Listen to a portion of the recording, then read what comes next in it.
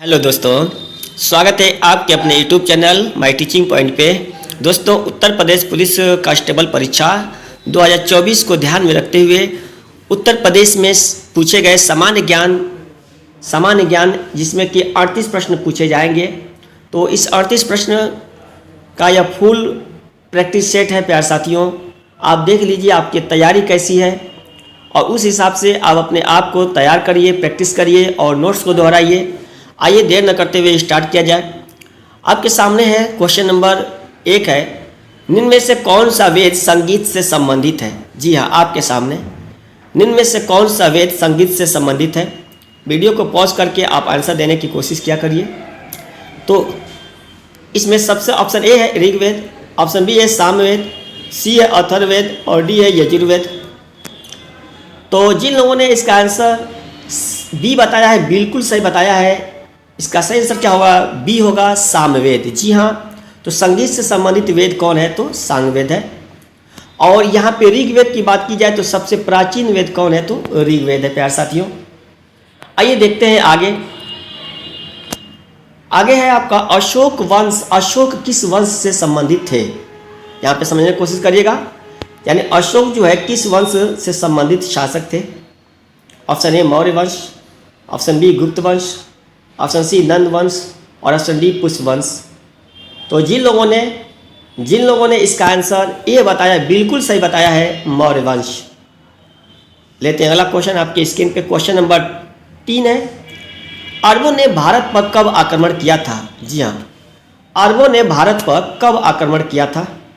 Option A 1498 ईस्वी, option B 712 ईस्वी, option C 1192 ईस्वी और ऑप्शन डी है 1226 ईस्वी।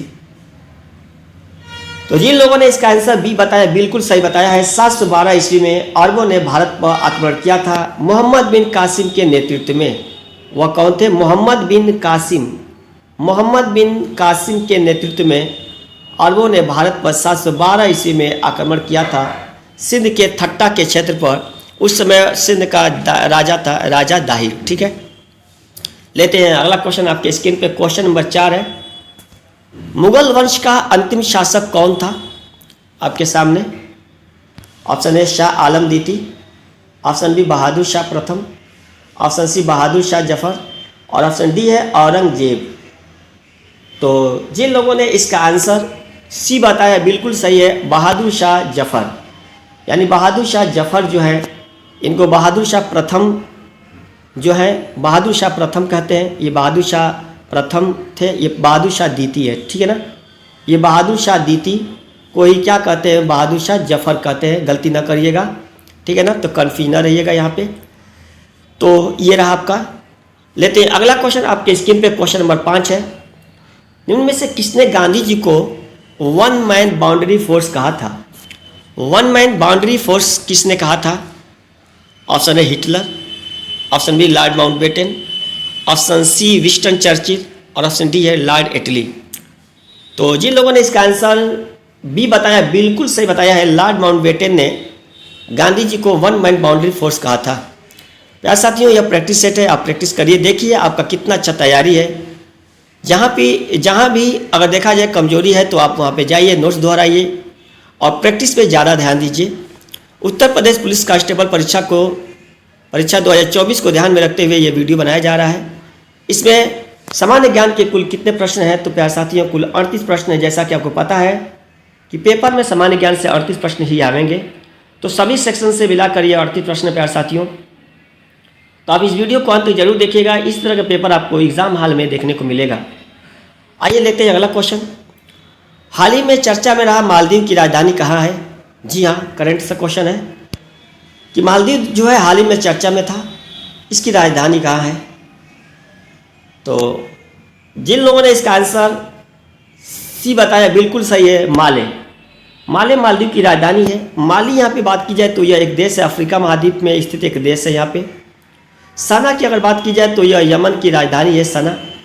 और रियाद की बात की जाए तो गौर करिएगा ये क्या है? सऊदी अरब की राजधानी है।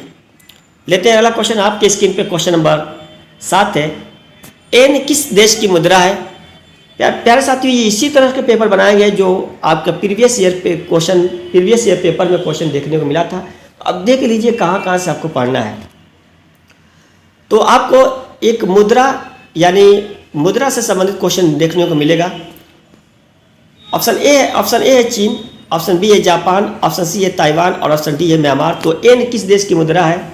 तो जिन लोगों ने इसका आंसर बी बताया है बिल्कुल सही है, जापान।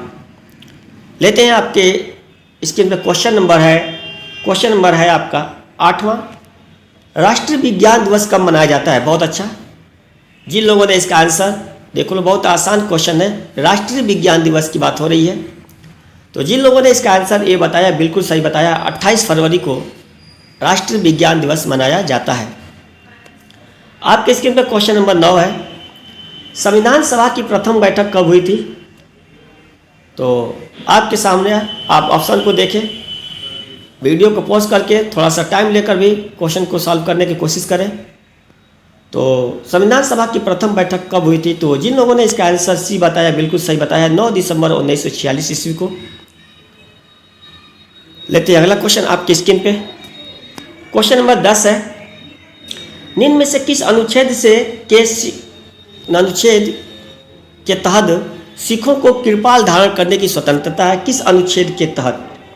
ये कौन सा अनुच्छेद है जिसके तहत सिखों को कृपाल धारण करने की स्वतंत्रता है? तो यानी धार्मिक स्वतंत्रता जो है अगर देखा जाए तो इसमें से ऑप्शन क्या है? अनुच्छेद 28, अनुच्छेद 27, अनुच्छेद 24 और अनुच्छेद 25।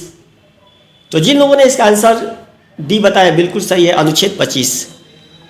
लेते हैं अगला क्वेश्चन आपके स्क्रीन पे। क्वेश्चन नंबर 11 है, विधानमंडल का संबंध किस अनुच्छेद से है? याद रखिएगा, विधानमंडल की बात हो रही है। तो अगर यहाँ हम देखें संसद की बात करें तो संसद किस अनुच्छेद में है? तो संसद जो है 79 में है। अगर इसमें हम 89 जोड़ेंगे तो विधानमंडल का आर्टिकल आ जाएगा। तो 9, 9, 18 को 88 1 हो जाएगा और 8, 7, 15 1 16 हो जाएगा प्यार साथियों। तो अगर विधानमंडल की बात किया जाए तो विधानमंडल का किस अनुच्छेद में है? तो 168 ईस्वी कर रहा हूँ, आर्टिकल 168 में है, 168 यानी ऑप्शन बी सही है।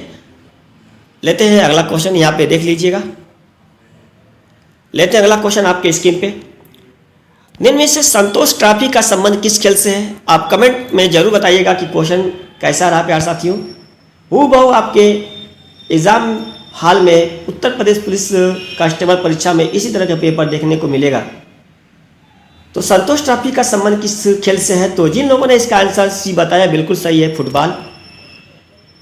लेते हैं अगला क्वेश्चन आपके स्क्रीन पे, सितंबर 2023 में जारी वैश्विक नवाचार सूचकांक 2023 में करंट से क्वेश्चन है, सभी तरह के क्वेश्चंस लिए गए हैं प्यार साथियों।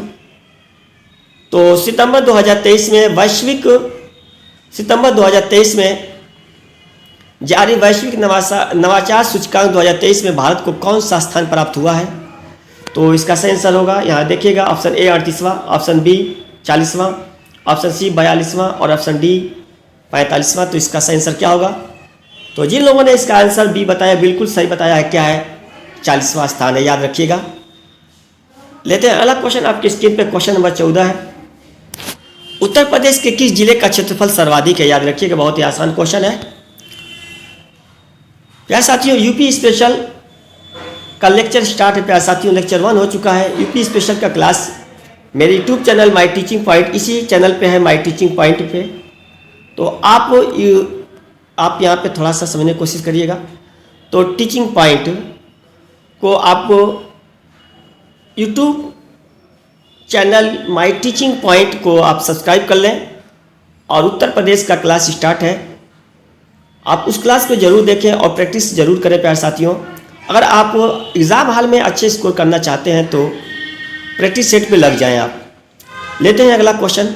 हाँ, तो इसका आंसर क्या होगा प्यार साथियों? आपके सामने ये आंसर है, उत्तर प्रदेश के किस जिले का क्षेत्रफल सर्वाधिक है? तो जिन लोगों ने इसका आंसर डी बताया बिल्कुल सही है, लखीमपुर खीरी।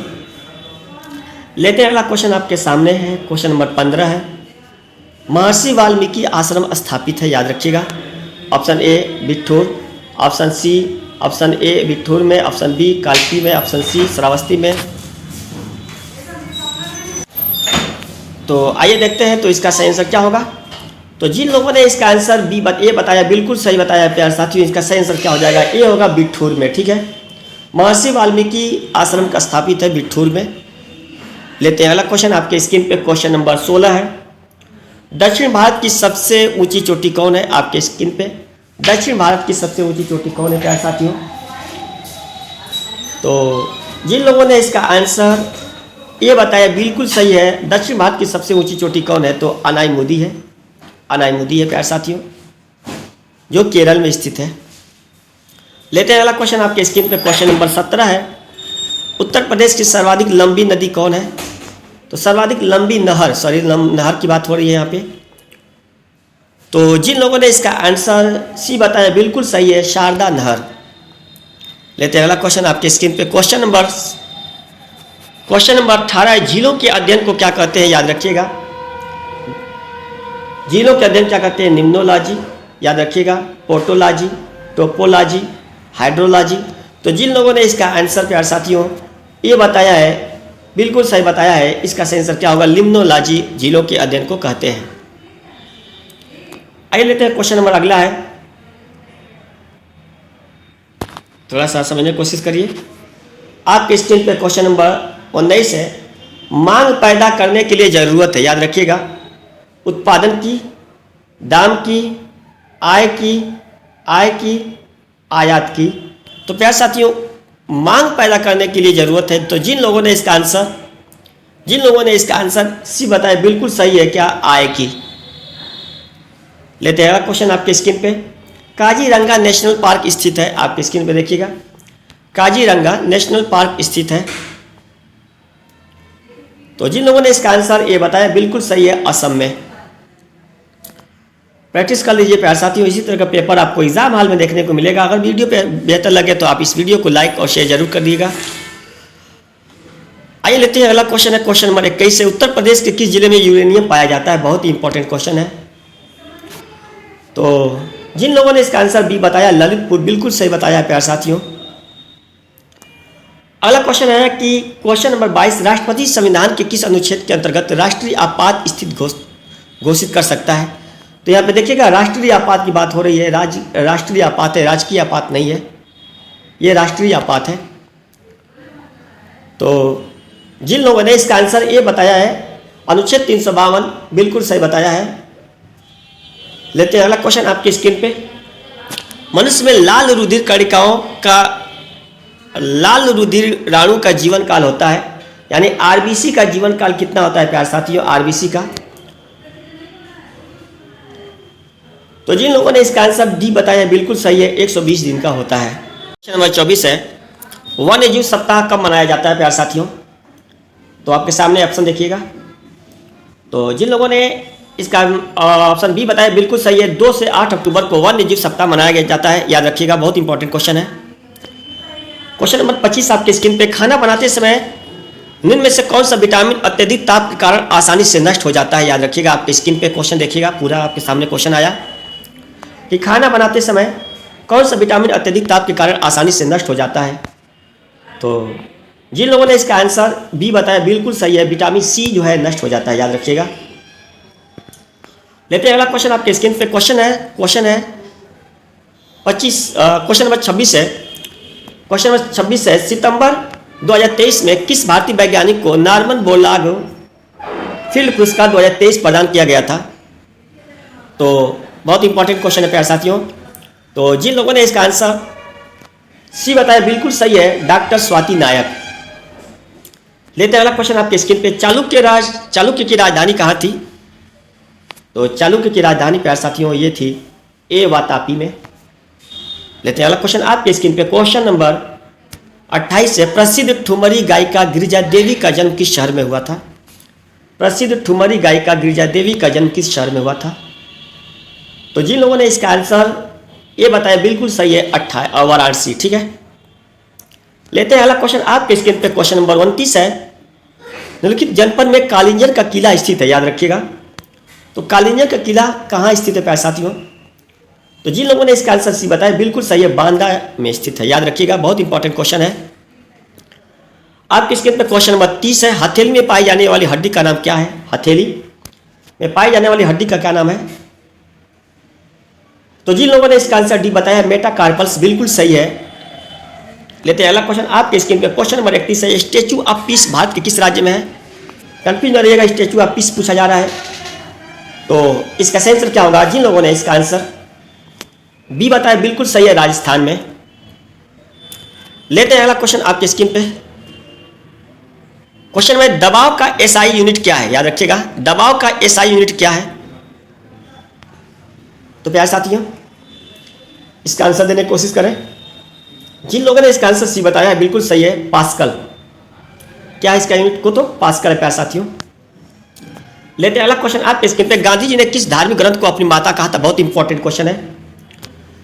तो गांधी जी ने किस धार्मिक ग्रंथ को अपनी माता कहा था?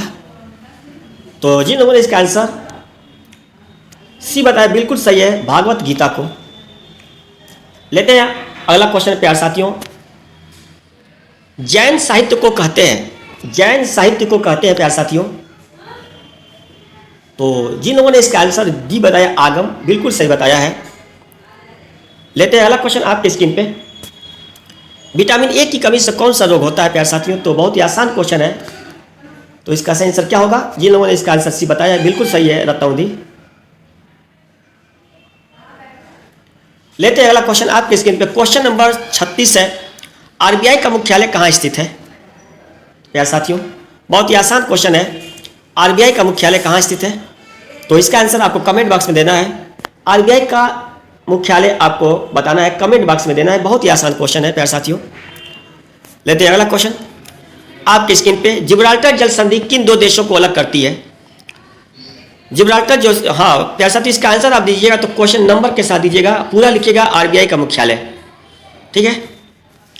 लेते हैं अगला क्वेश्चन। जिब्राल्टर जल संधि किन दो देशों को अलग करता है? तो बहुत ही आसान क्वेश्चन है प्यारे साथियों। जिब्राल्टर जल संधि जो है